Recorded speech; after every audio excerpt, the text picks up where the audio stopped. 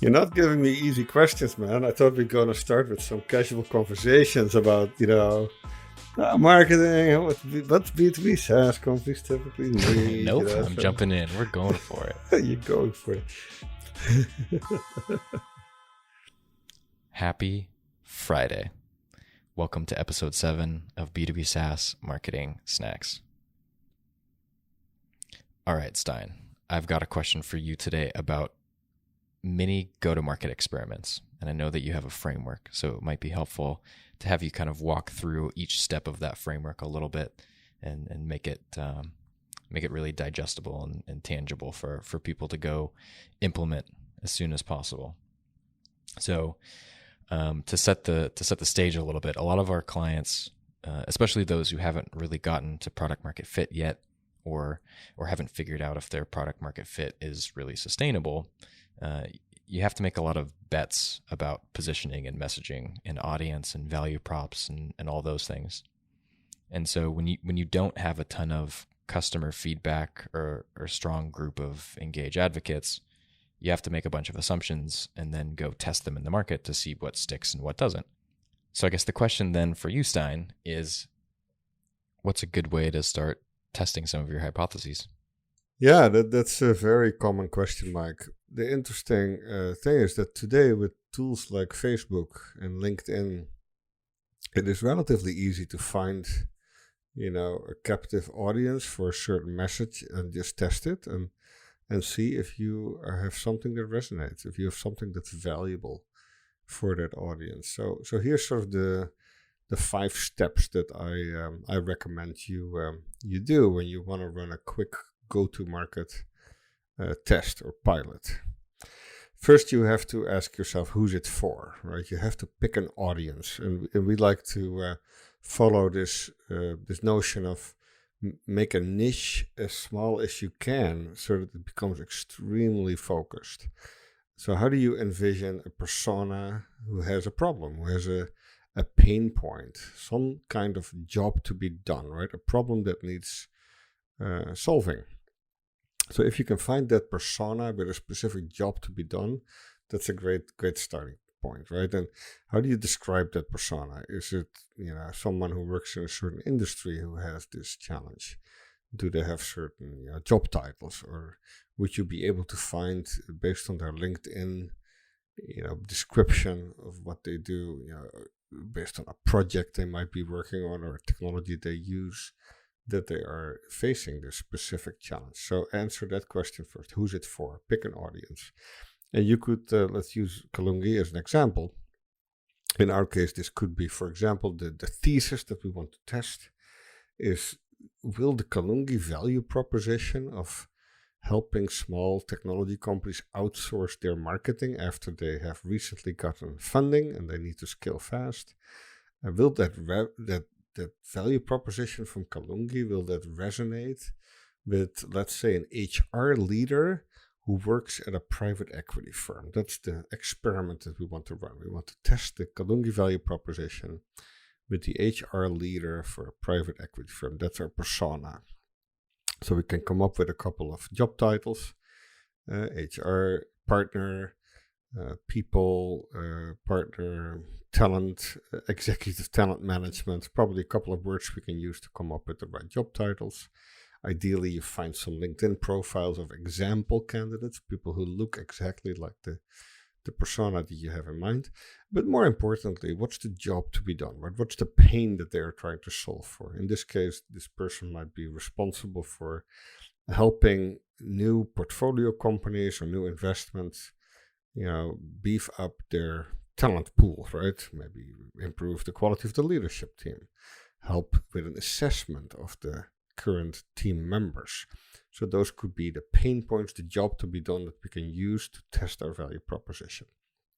So that's step 1. Who's it for? Step 2, what's it for? Right? What is the value proposition that you now can put forward to address the job to be done that this persona has? So in the example we're using for Kalungi, it could be an assessment, an audit of a marketing team, right? Based on a couple of criteria. We could have a value proposition that helps an HR partner working at a private equity firm to assess the quality and the state of the marketing organization of a company that they are considering to make an investment in. So in the value proposition, the way we would communicate that, we would also use language that would resonate with this private equity HR leader. And maybe we can make a promise in sort of our offer that we would do this evaluation, this audit in maybe a certain time frame for a certain price point, to make it really clear that this is not only solving the problem, but it's easy for them to get started. And we take away some variables, some question marks about viability of doing this. We need to answer basically the question, why should they change, right? Why should they act? And our offer, our value proposition for that matter, needs to connect with the pain that they acknowledge, and it has to be relatively friction-free to get started. What would be good, of course, is if we can add some kind of a case study or a quote from someone who has gone before them, right, before our audience, someone who has been in that position and has used our services before. So that would be answering the next question, why should they listen to us, right? Why should they consider us? How can we help them specifically? So the first step is, who's it for? The second step is, what's it for? And then also make sure that you have an example, a case study ideally, of someone who has gone before them. And then the next question is the fourth step.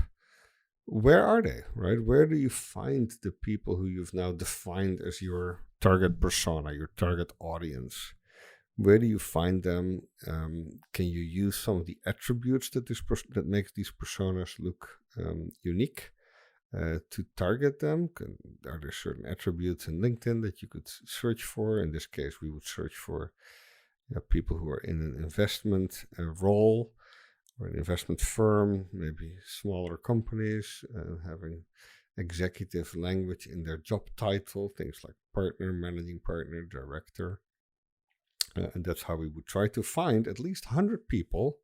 That's, I think, a good number to run this experiment. So I want to find 100 people that have this profile of the persona that we want to target.